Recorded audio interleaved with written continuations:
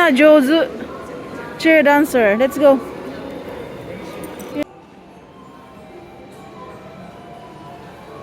Ang ganda. Hello guys, welcome back to our channel. On today's vlog is ating pagmasdan ang mga tanawin. Ano to, handmade forest. Hindi naman talaga siya totally wide. Pahaba lang siya, paikot lang siya sa mall na ito. So, itong mall na ito guys, nung ginawa ito is tinagtanim sila ng mga klase-klaseng kahoy sa paligid nito. At ngayon, napakalago na. 2011 ako pumunta dito. Ayun, may river yan sa baba. Oh. Ayan, ang ganda na ang flow ng water ngayon, malinaw. So, since autumn, so maganda ang mga tanawin. Ito ay napakaganda na paraan para ma-preserve natin ang kalikasan. So, ang lawak ng parking, hindi lang yan parking na yan, sea parking lang yan. Mayroon pa yan doon sa kabila ng building at mayroon sa taas ng building at mayroon din dito. So, ito yung pinakamalaking mall ng lugar namin. Kaidan, escalator ite. Mama Kaidan iko. So, napakalawak.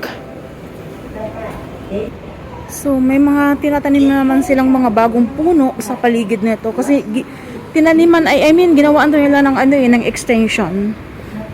So, yun. Ating tingnan ang paligid, napakaganda, napakalawak talaga ng mall na ito. Ayan guys, Ion Mall. Please watch your step when you use the escalator. At meron siyang escalator dito para sa Please do not ano, use the escalator. rosemary da to eh. Kore rosemary da. Yan guys, may rosemary, may herb pa guys. Pre-pick. May kukukara, ikina yun eh. So, ayan guys, homemade forest sa paligid ng building or tawag doon, sa paligid ng mall. Merong mga tanim na puno ng kahoy. 2011 kasi ako napadpad sa area na ito eh. Mula sa aming pinanggalingan na probinsya. Ayan, ano yan, Yamasakura. Yamasakura, ibig sabihin mountain. Mas mauna kasi mag-bloom ang Yamasakura kaysa dun sa Yoshino Sakura. So, yung Yamasakura na yan, yan yung original na sakura na nasa Japan lang po nabubuhay. So, may elevator. Elevator, ano? Masya kong elevator. So, meron pa niyan sa kabila ng building na ito. Mayroon pang kabila doong parking. At meron pang parking niyan sa taas. So, ganoon siya kalawak na mall. So, nandito kami para bumili ng shoes. Ang aking bunso. Ayan guys, green pa. Green pa ang mga halaman. Pero may mga kahoy na nag-change ang kulay. So, watch until guys sa ating vlog. While walking, let's talk about everything. Gusto namin puntahan yung merong maliit na tulay dyan sa unahan na makikita mo yung daloy ng tubig. Napaka-relaxing. So, ayan. Nag-change na ang kulay ng mga dahon. Napakaganda at sarap ng hangin mula sa kahoy. Kasi guys, ang kahoy sa mga hindi pa nakakaalam is napakalaking tulong yan sa atin, sa ating mga tao.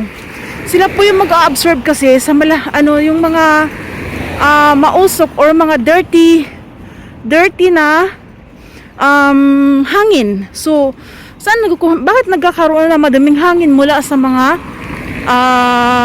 company na naglalabas ng usok? Mula sa sasakyan, number 1 na yan. So, dito sa Japan, more on car. So, yun. Kaya, since marami ditong sasakyan like that, ang lawak ng mga parking, magiging madumi talaga ang hangin. Kaya, ang ginawa nila is nagtanim sila ng mga kahoy around the building. Around talaga yan, guys. Nagpapalibot talaga yan sa building na yan. Yung, yan, sakura din yan. Yung mga kahoy na ito. So, ito yung maglinis ng hangin. Tapos, maglalabas po siya ng malinis na hangin. So, siya mag-absorb sa maduming hangin. Then, siya yung maglalabas ng malinis na hangin. Kaya napakahalaga ng puno sa buhay ng tao. So, para hindi tayo magiging polluted yung ating hangin.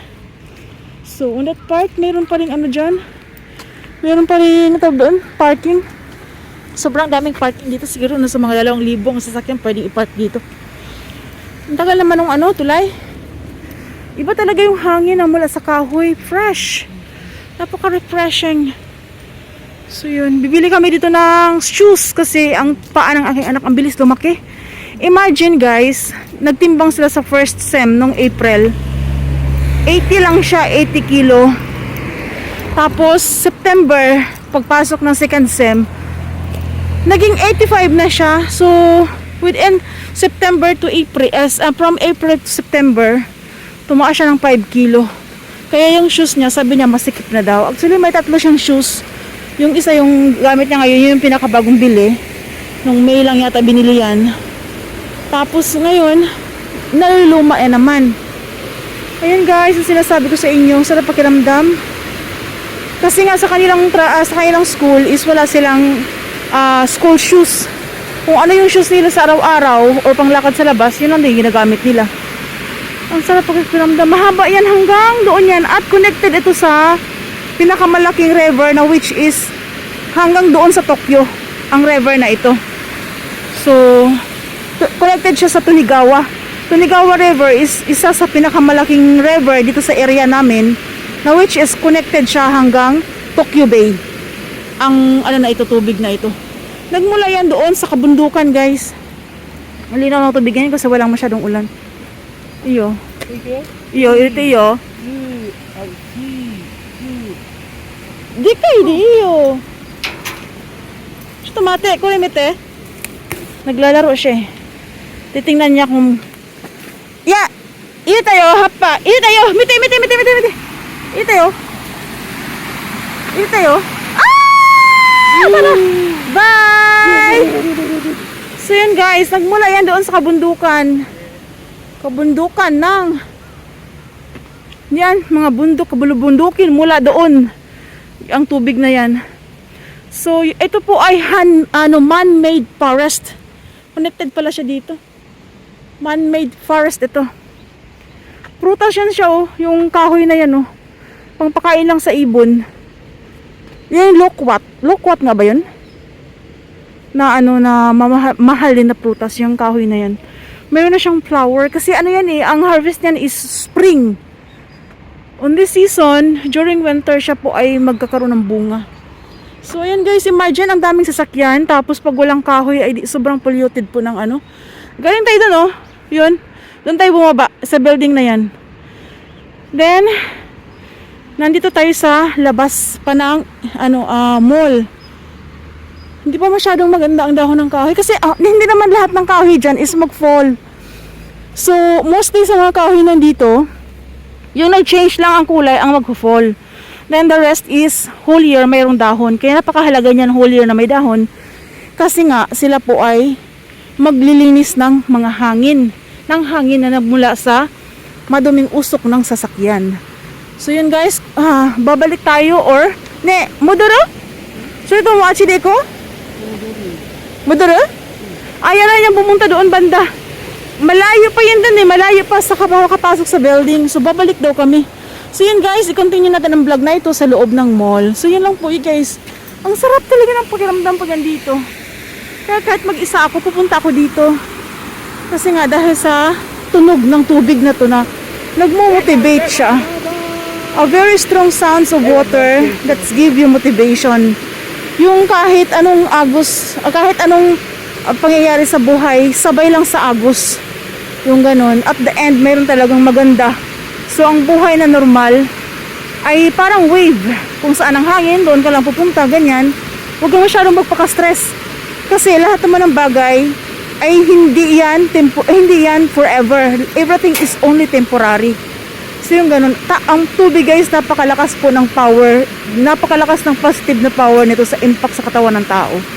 So yun guys, keep watching. Magandang weather ngayon. At hindi mainit. So yun. This year, ramdam ko talaga po na matagal nag-start ang season ng spring. Dahil magno-November na, pero ganito pa lang ang season. Parang September pa rin. Napakainit talaga this year.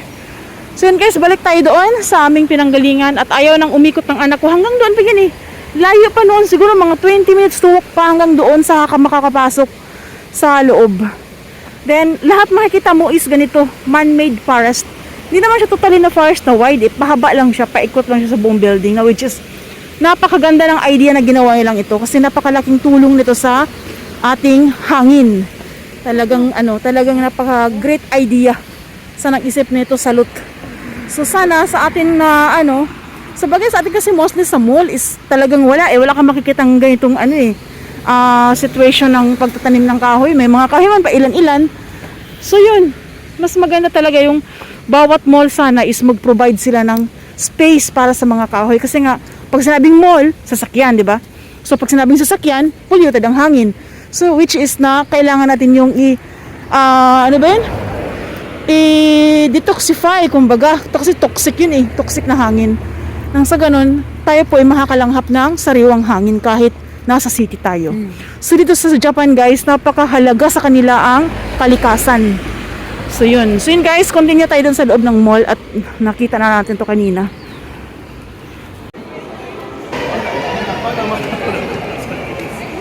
Mina, Jozu, cheer dancer. Let's go. Yun guys, tingin tayo dito ng mga shoes. Kurisuko ko na 26.0 かっこいい、プマ。こっちは 27.5 Mura ne. So, ganito ang mga prices ng shoes dito guys. Expensive. Pero mostly dito sa mga sapatos, made in China Mahal. Pero kahit made in China siya, ang quality niya is maganda. So, ganun.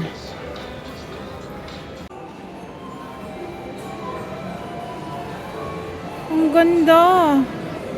Ayan guys, Christmas feeling Christmas na rin dito. Ang ganda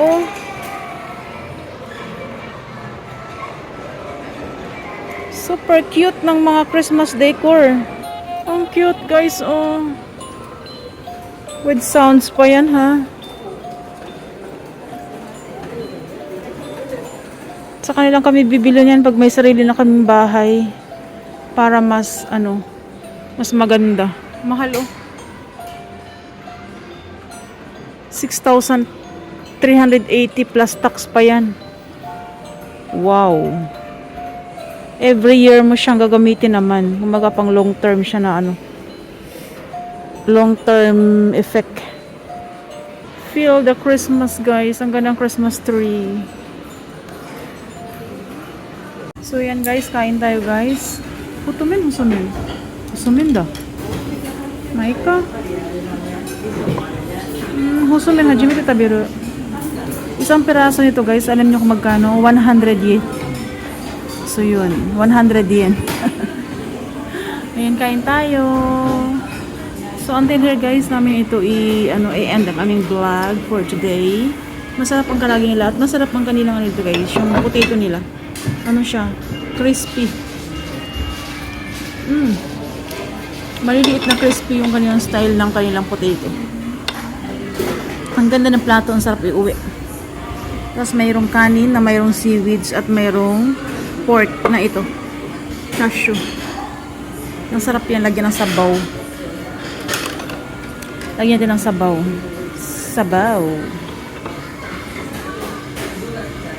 So yan guys, until here, thanks for watching. Kain tayo. Until here, bye-bye. Bye-bye na shimasho.